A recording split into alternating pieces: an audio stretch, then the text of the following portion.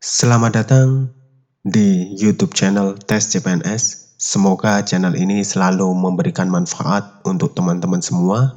Jangan lupa untuk selalu dukung kita dengan klik tombol subscribe. Selamat menikmati dan jangan lupa berikan komentar-komentarnya.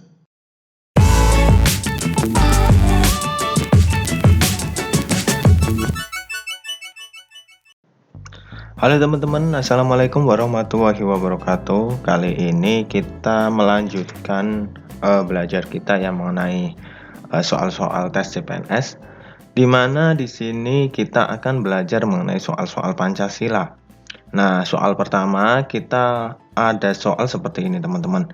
Masyarakat Indonesia mempunyai cita-cita bersama yang harus diwujudkan untuk kesejahteraan seluruh rakyat.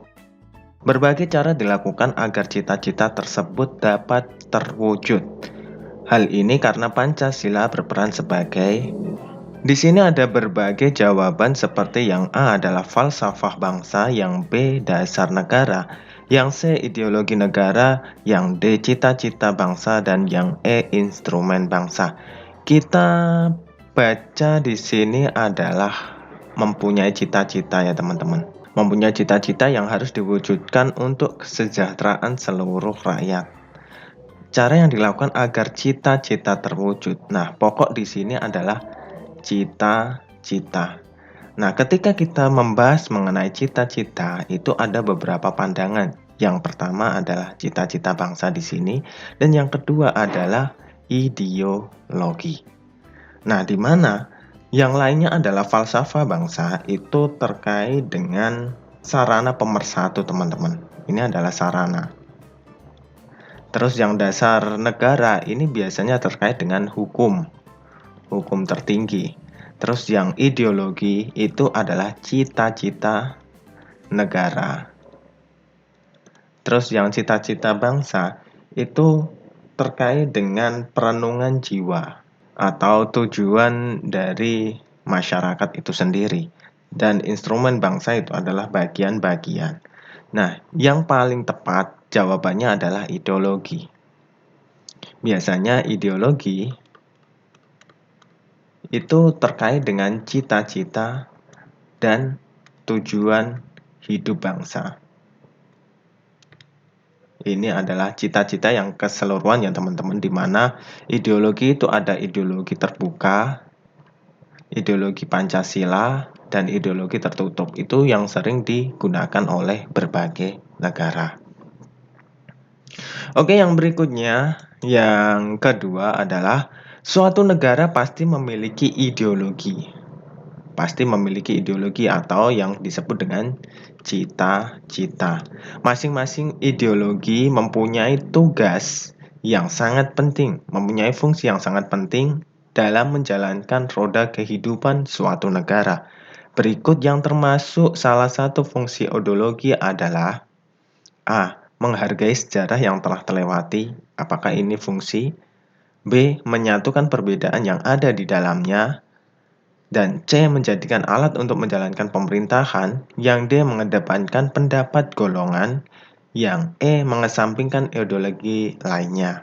Ini adalah yang dikaitkan adalah fungsi teman-teman. Dalam roda kehidupan suatu negara, menjalankan roda. Yang menghargai sejarah ini mungkin bisa, tapi kurang tepat dalam ideologi. Menyatukan perbedaan yang ada di dalamnya, ini adalah tujuan yang paling tepat. Terus yang saya menjadi alat untuk menjalankan pemerintahan, ini bisa karena di dalam ideologi itu mempunyai tata cara tertentu. Setiap ideologi itu pasti berbeda. Terus yang D, mengedepankan pendapat golongan, bukan, ini salah. Terus yang mengesampingkan ideologi lainnya, salah. Yang paling tepat adalah menyatukan perbedaan yang ada di dalamnya. Karena cita-cita atau tujuan yang sama dalam masyarakat itu bisa menghasilkan suatu haluan besar, teman-teman. Atau bisa disebut dengan ideologi atau cita-cita bersama ini. Piagam Jakarta berisi perlawanan terhadap imperialisme, kapitalisme, fasisme, serta memulai dasar pembentukan Republik Indonesia. Sebelum akhirnya dijadikan sebagai pembukaan Undang-Undang 1945, naskah Piagam Jakarta disusun untuk dijadikan teks proklamasi kemerdekaan Indonesia oleh panitia yang merumuskan Piagam Jakarta. Nah, sebenarnya kalau kita membaca seperti ini, itu tidak ada gunanya, teman-teman. Kalau kita membaca tes atau soal-soal tes CPNS itu dibaca dari bawah, dari pertanyaan inti. Karena apa? Waktu kita itu kurang dari 1 menit untuk menjawab dan juga untuk membaca soal. Kalau ini sih mungkin termasuk pendek ya, teman-teman. Tapi kalau soal bacaan-bacaan itu akan sangat panjang. Jadi kita membacanya dari soal inti atau pokok yang ditanyakan. Yang merumuskan Piagam Jakarta adalah BPUPKI, PPKI, Muhyamin, Panitia Kecil, Panitia 9. Kalau bersifat individu itu tentunya tidak. Terus kalau BPUPKI ini kan badan persiapan ya, teman-teman. Ini belum merumuskan Piagam Jakarta. PPKI ini adalah penentu hasil akhir Piagam Jakarta. Dan ada panitia kecil dan panitia 9. Panitia kecil ini disuruh untuk merumuskan data dari hasil rapat, teman-teman. Resum-resum yang dilakukan ketika rapat BPUPKI itu dirumuskan pada panitia kecil. Akan tetapi ini masih kurang pas. Jadi dibentuklah panitia 9.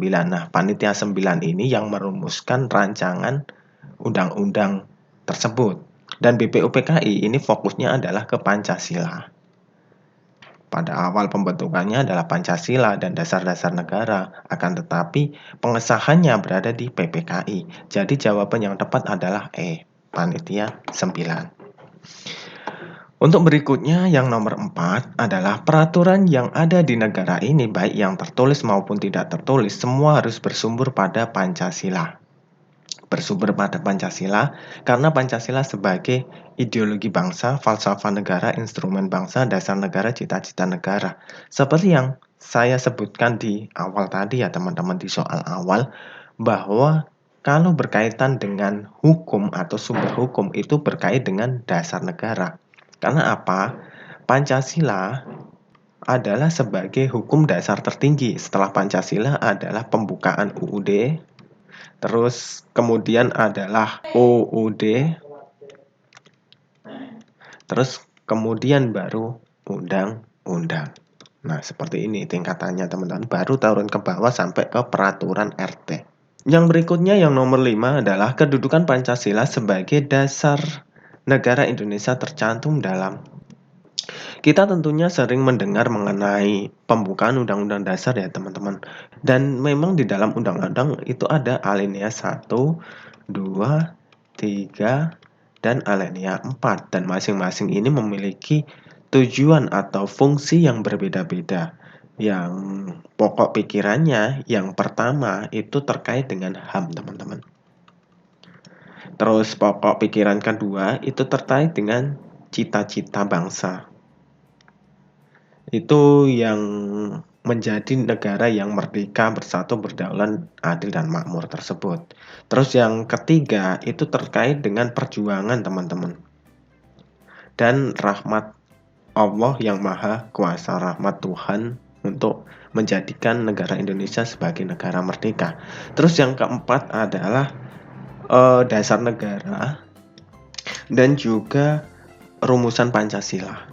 Jadi jawaban yang tepat adalah yang mana, teman-teman? Kedudukan Pancasila sebagai dasar negara tercantum di dalam pembukaan Undang-Undang alinea kedua, ketiga, keempat, batang tubuh Undang-Undang, dan TAP MPR.